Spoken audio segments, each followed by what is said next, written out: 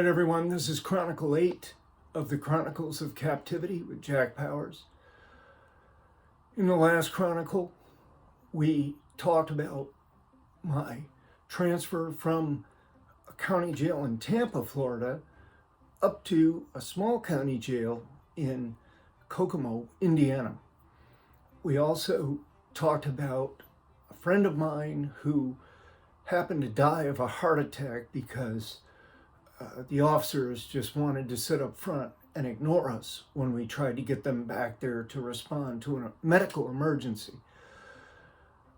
We also discussed where the FBI came in, and we sat down and they offered me a deal of 8 years that I refused to take because it just seemed like too long a period of time.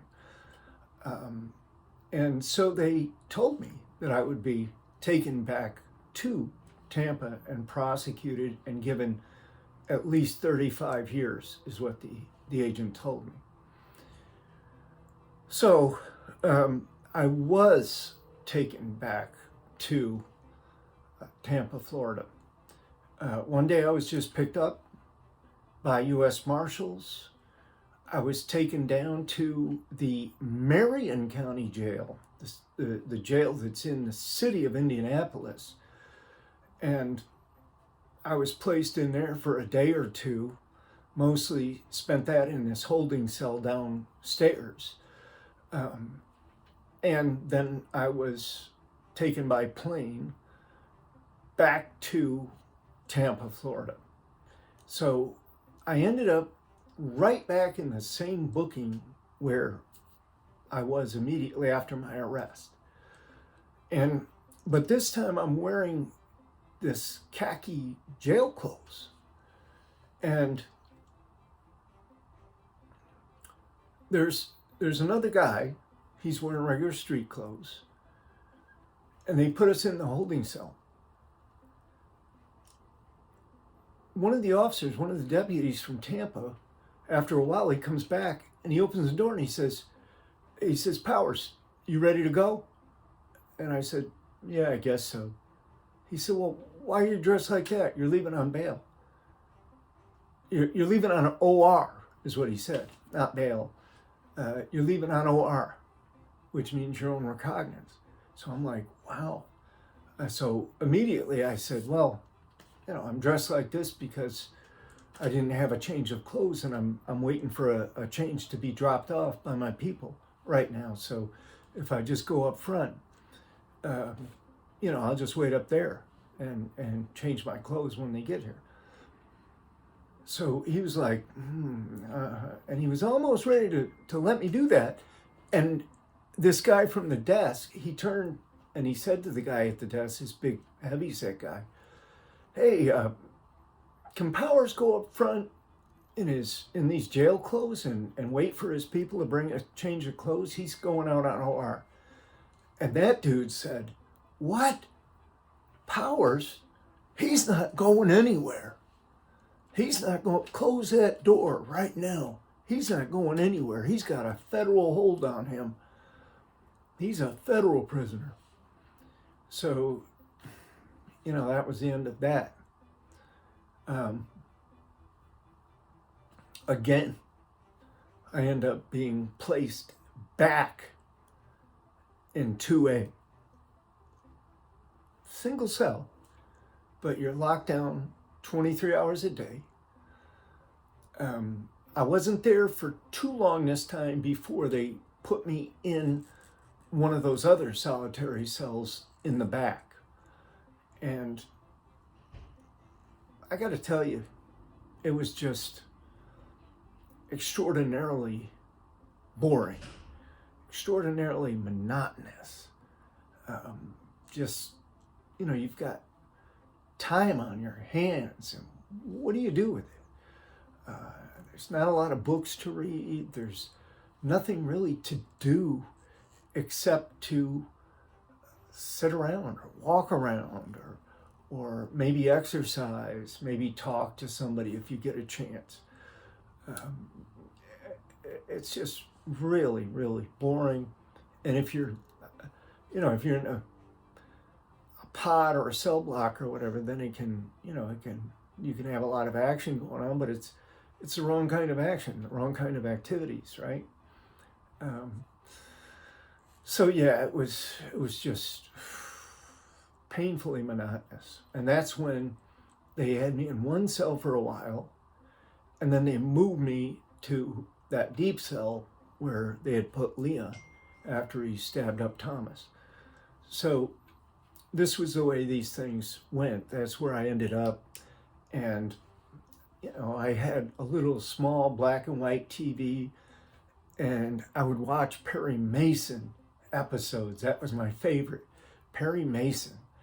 And a lot of times, like I said, that deep concrete basin for the shower in the corner back there in that one cell, I would fill it up with water. I would plug the drain, I'd clean the whole thing, then I'd seal off the drain, and I would fill it up with water. And the water got pretty hot in there, especially at nighttime. But I'd fill up that thing up with water, and I would just soak in there. A lot of times I would just go underwater with my head, and I could hear actually through the pipes sometimes. I could hear people talking. They must have been up front in one of the offices. But, I was just trying to relax and trying to get a little bit of comfort. And, right after they put me in that cell, the same day that they put me in there, just minutes later, I had this really cool thing happen, because just minutes after they put me in there, the doors open, and here comes this guy with a commissary cart. And he says, "I got your commissary for you." And I hadn't ordered any commissary because I'd been moved around here and there. And, I didn't even have a chance yet to put a slip in or anything. So he said, "I got your commissary for you right here." And he had a pretty good sized bag. And he handed me a couple of sodas. They're poured into these styrofoam cups with the tops on them, Pepsi or whatever it was. And then he handed, me the stuff out of the bag through the bars. And, I just put it down. I put it on the bed. And he had me sign a slip. I just scratched a name, just scratched across there. It wasn't even really a name. And out he went. So I had some M&Ms, some Zuzus and Wham Whams, some sodas. I had Perry Mason. I had my little hot bath. I felt like at least I was getting some kind of comfort out of all this. But at the same time, I was also very much, I was trying to hide my despair, I guess. I was trying to mask it, cover it up, because deep in the pit of my being, I was just fully aware that I was messing up and digging myself in deeper, but I couldn't stop. Now that I'd made the decision to fight the charges, whatever they were going to be, I was gonna go through with it, come hell or high water. And I really believed that I could win. I honestly believed that I could beat them. I didn't think they had very much evidence. What they had, my wife saying that I told her that it was me. They had a few items from the house that they said looked like clothes that might have been worn in a bank robbery or two. They really didn't have very much. I don't think they didn't have any eyewitnesses at that point. Nobody to point me out and say, yeah, that's him. No tellers or anything. So I wasn't all that worried about it. I thought I could beat them, and if I had to go to trial, I was willing to go to trial. So not too long after all this, U.S. Marshals come to get me. They come every day to pick up federal prisoners in a van, take them down to the courthouse, federal courthouse. So, we pull in, we dock. There's like a dock. You got to get out and go on in. It's all, the federal courthouses are just, even way back then, they were really security conscious. I had a door, the van just pulls in, the door shuts behind it, you get in an elevator, you go up to the floor, up to I guess it was the first floor. And there's the holding cells. The marshals area has a series of holding cells. So they put me in one of the holding cells, and I had to, wait for, I guess, a couple hours before I went up to appear before the magistrate and to hear the charges that against me. So I went up when I was, they didn't handcuff you then. They just let you walk, and they just kind of, no shackles, no handcuffs. They just, they let you walk up there into the courtroom with a little bit of dignity. And so I went up before the magistrate, and he told me that I was facing a life sentence for the armed career criminal, for the possession of the firearms that were found in my house. And then he informed me that I was facing a couple counts of bank robbery, and told me that they carried 20 years maximum peace. And there was other charges. There was possession of stolen car, and counterfeiting, and a couple other, like transporting stolen weapons over state lines, something like that. So they had about a half a dozen, 6 or 8 charges on me. And, I was facing life. And I remember I went back down, and he asked me if I wanted an attorney. I said, no, I'm going to represent myself. He said, well, I'll have to schedule a Feretta hearing, and you'll have to go in front of the district judge for that. And you can let him know when you get there that you just want to represent yourself, and he'll ask you a bunch of questions. And, if I were you, I wouldn't do it. I don't recommend it. I think it's a foolish move.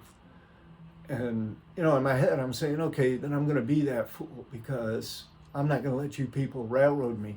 And, a lot of prisoners, I think the majority of prisoners don't trust public defenders.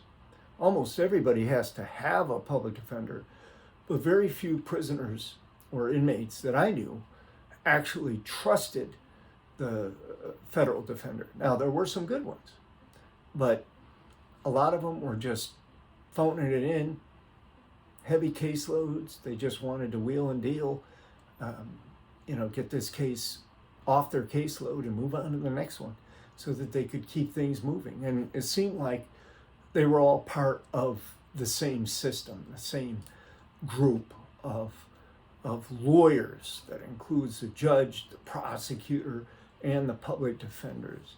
And a lot of them were just interchangeable. And, as I went along, I saw that the defense attorneys wanted to become federal prosecutors. The federal prosecutors wanted to become magistrate judges. The magistrate judges wanted to become district court judges. District court judges, a lot of them wanted to become circuit court judges. And then, circuit court judges, of course, they were always looking at the possibility of becoming Supreme Court justice. So, it was that kind of an apparatus that was in play. But all the court personnel, everybody seemed to be on the same page, and it seemed to be get a conviction any way you can get it.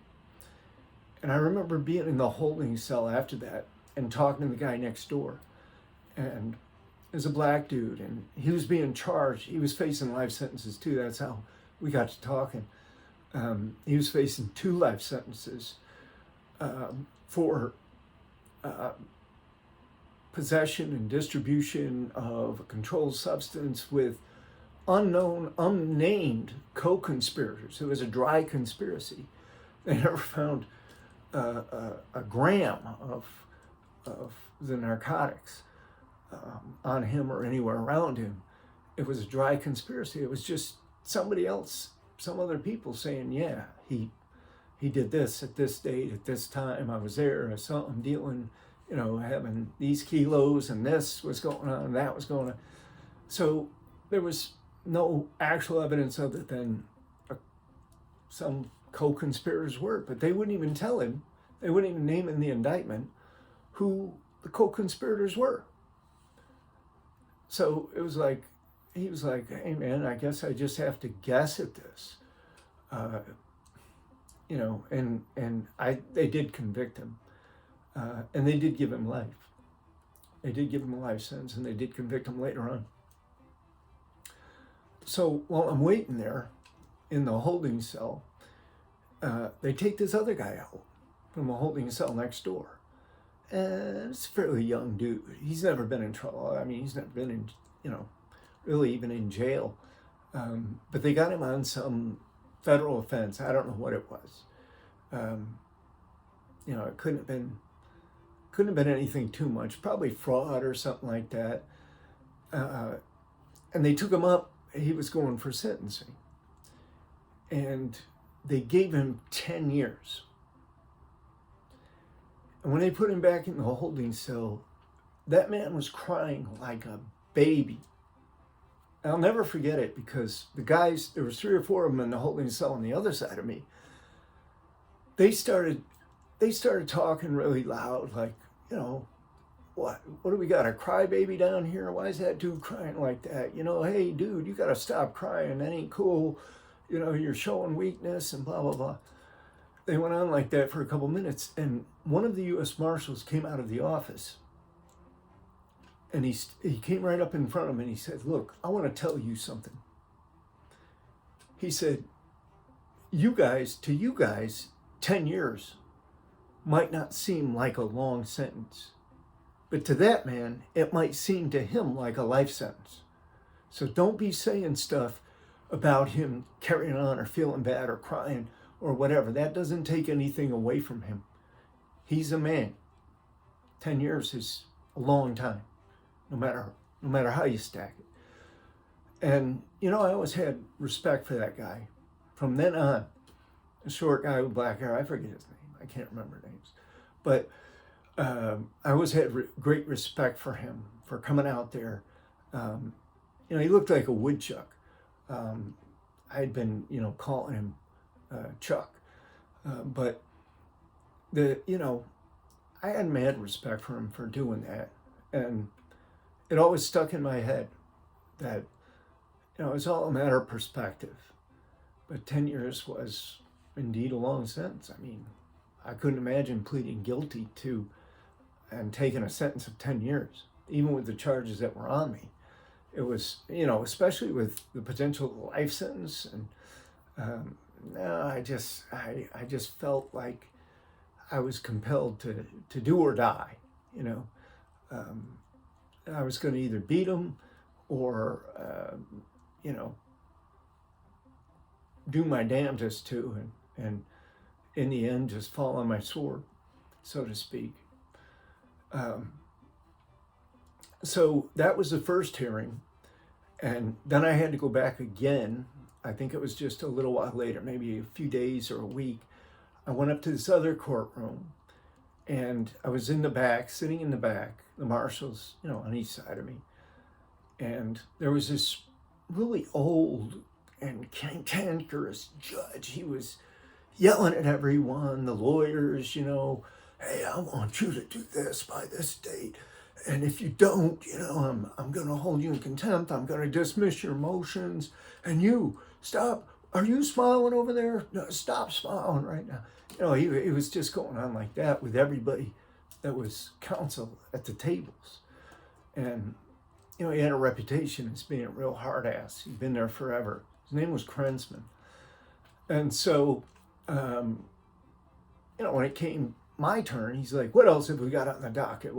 And they're like, hey, we got this guy, John Powers. He wants to represent himself, and he's here for a hearing to do that. So the judge's like, what? Do you know what you're getting yourself into here? I wouldn't recommend this at all. But every time that he would say something like that, I would think right away, this is part of their plot, part of their scheme, right? They want to try to convince you to jump in the car with the very people who mean you harm, who are going to kill you or whatever, take you down, right? And I wasn't going to jump in that car. I was going to stand on my own, be independent, do what I had to do, and let the chips fall where they will. You know, it's at that point I didn't feel like I could do anything else. And so we had the hearing, what they call a Pareto hearing. And, you know, he just asks you if you're knowingly, intelligently waiving counsel. And he didn't appoint any standby counsel either. I had no counsel. I had no assistance whatsoever. Zero. None. And he said at the end, you want to represent yourself? Okay. You're representing yourself. Go ahead. Good luck with that. And so, I went off to the county jail, and presumably he went to his nice home, wherever he lived. So when we come back for Chronicle 9, I'm going to tell you about the trials and how I represented myself and what happened and some of the highlights of this process through the courts. And, it's pretty interesting stuff. I mean, when you got a guy represent himself like that, and, the media was all there and taking reports every day. And I'll tell you all about it when we come back for Chronicle 9. I'll see you then. This is Jack Powers, and this is the Chronicles of Captivity.